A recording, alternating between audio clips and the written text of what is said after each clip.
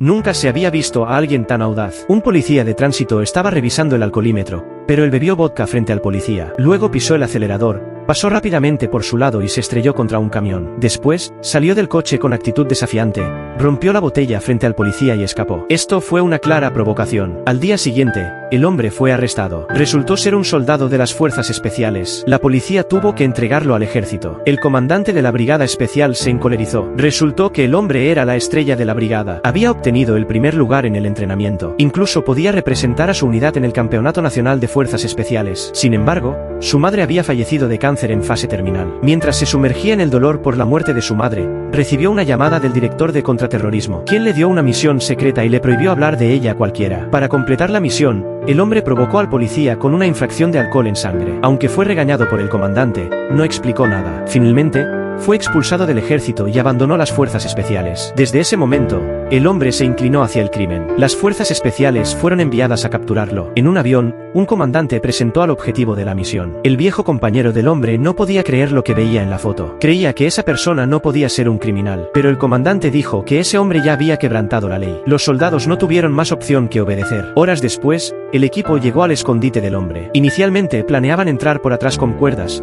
pero los delincuentes lo vieron. Apuntaron con sus armas, preparados para disparar. El hombre lo detuvo. Los delincuentes empezaron a dudar de su colaboración. El hombre calmadamente sacó el silenciador y caminó hacia el soldado. El soldado, percibiendo el peligro, se giró. El hombre se encontraba entre dos decisiones: si no disparaba, su identidad quedaría expuesta. En ese momento, el soldado se lanzó hacia él. El hombre apretó el gatillo. La bala alcanzó el pecho del soldado. Sabía que su amigo siempre guardaba un encendedor a prueba de balas en el bolsillo. Para evitar sospechas, pateó una piedra debajo del brazo del soldado, deteniendo temporalmente su pulso. De esta forma, ganó la confianza de la banda. Una vez confirmada la muerte del soldado, se marcharon. Poco después, el soldado despertó, recordando lo que el hombre le había dicho. Si quieres detener el pulso, presiona una piedra bajo la axila. Luego, el soldado encontró una nota dejada por el hombre. Era un mapa de defensa de la base de la isla de la banda. Sonrió, su viejo amigo estaba limpio. To seize billions in wealth, a woman pushed her own sister off a cliff, planning the perfect suicide. She immediately took out her phone and recorded a video. If my body is ever found at the foot of this cliff, it means I chose to jump. Just as she finished recording and was about to upload it, she glanced toward the edge and froze in terror. A prosthetic limb was caught on the rocky ledge. Only then did she remember. Her sister was disabled. Her entire identity theft scheme crumbled in an instant. In a panic, she remembered the unfinished upload. The weak signal became her saving grace. She quickly switched to airplane mode to stop the transmission, then rushed down the slope toward the railway tracks below. A train was approaching. She placed the severed limb carefully on the rails, letting the wheels crush it beyond recognition. Now her fabricated evidence was complete. She restarted her phone, uploaded the edited video, and began signing the inheritance papers in her sister's name. She went to claim the enormous inheritance in her sister's name, but just then, a woman walked in.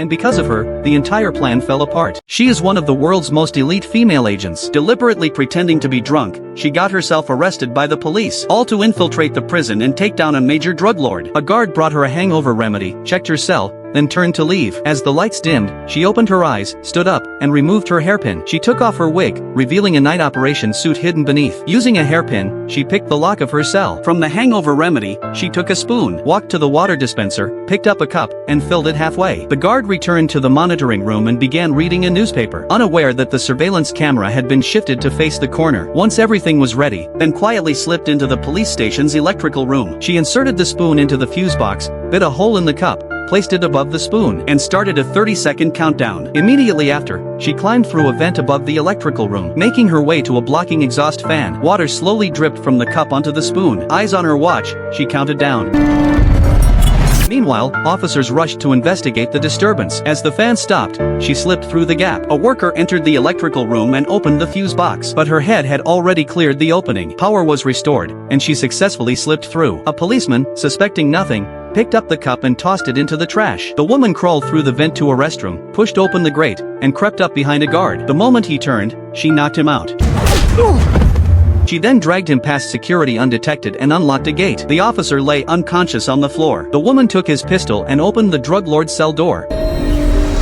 A gunshot rang out, drawing everyone's attention. They immediately rushed toward the cell, finding the unconscious officer still clutching his gun, completely unaware of what had just happened. The woman had already hidden inside the ventilation duct, but staying there wasn't an option, so she gripped the edge of the wall with her bare hands and began climbing toward the rooftop. However, SWAT teams had already reached the top floor. She leaped, swiftly grabbing onto a water pipe along the wall. Once the guards left, she climbed back into the ventilation duct. By the time officers rushed to inspect the area, she had already returned to her cell, pretending to be fast asleep. On the third day, the warden still called her into his office, believing she was merely guilty of drunk driving. She was fined a small sum and released, yet the police never realized this woman was the very serial killer they had been searching for all along. This is a bank that was robbed. The robbers immediately destroyed the surveillance cameras, but they didn't take any money. The police arrived late at the scene, but they were confused because the bank only had $30,000 in cash stored. Now there were 6 gunmen, but there were no signs of them fleeing. Soon, a second bank robbery report came in. The robbers all wore identical masks. They controlled the situation, yet didn't take a single penny. The female detective deduced that this was a diversionary tactic and immediately headed to a bank with $70 million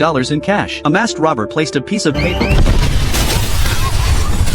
A fourth and fifth bank were also robbed. None of the banks were actually robbed for money. Instead, the robbers raised a few pieces of paper in front of the surveillance cameras. The surveillance footage was sent to a U.S. military special prison. The Attorney General was interrogating an international felon. Just as the interrogation began, the Attorney General received news about the bank robbers. The woman reminded the Attorney General to check his suit pocket. He didn't know when someone had slipped a piece of paper into his suit.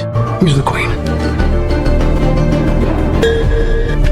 The prison warden casually threw a book, causing a hole in the wall. Upon closer inspection, he found the wall covered with a dirty newspaper, and the hole had been dug through. He realized the prisoner might have escaped through it. The warden immediately instructed detectives to investigate. When they climbed into the hole, they discovered it wasn't fully dug, it was a diversion strategy. The hole was dug at an angle, causing one detective to almost break his leg. Confused, the warden couldn't understand how a prisoner could dig such a deep tunnel. A detective picked up a spoon, explaining that it was the prisoner's tool. The dirt contained food and soup residue. 咸的。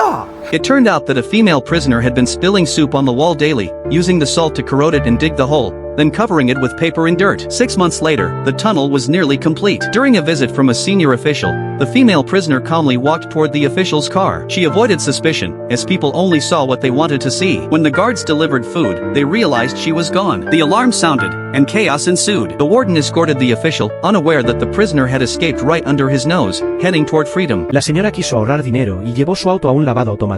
Cuando el vehículo estaba a medio entrar, hubo un cortocircuito repentino. La cinta transportadora se detuvo, dejando el auto atrapado en el centro, mientras los enormes cepillos a ambos lados seguían girando violentamente. La mujer, presa del pánico, tocó la bocina buscando ayuda, pero no había personal cerca. Intentó usar su teléfono móvil, pero no había señal dentro del auto. Justo cuando comenzaba a perder la esperanza, el techo corredizo se abrió de repente. Simultáneamente, una tubería en el techo se partió en dos, provocando una cascada de agua. Ella empujó la puerta con fuerza, pero no cedió, como si estuviera sellada. El agua subía rápidamente, obligándola a sacar la cabeza con desesperación. De pronto, el cuadro eléctrico principal explotó nuevamente y la cinta transportadora se reactivó bruscamente. El auto comenzó a deslizarse hacia adelante, directo hacia los cepillos giratorios. Si su rostro impactaba contra ellos, no quedaría nada. La mujer estaba completamente atrapada. En ese momento crítico, su amiga irrumpió en el lavadero con su propio auto, chocando contra el vehículo atrapado. Haciendo un esfuerzo supremo, logró sacar a la mujer. Entonces, ocurrió un accidente inesperado. Los ladrones intentaron forzar la puerta del auto, pero fueron electrocutados de inmediato. Alzaron un gran martillo y lo estrellaron contra el coche.